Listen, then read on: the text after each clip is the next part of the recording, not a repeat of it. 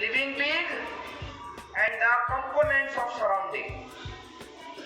Now while you look around, what do you see in your surrounding? What do you find in your surrounding? A very common thing, very common material present in your surrounding is air.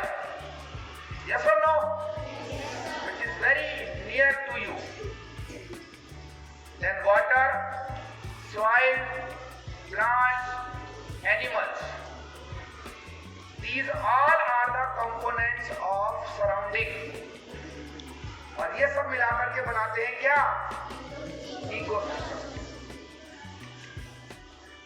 Animals are very important components of ecosystem because we human beings depend upon animals for our different needs. We get different kind of food products, yes or no? We use them for different activities in our daily life. We domesticate them for different purposes. So animals are very important in our life. They are very important component. They are very important part of ecosystem.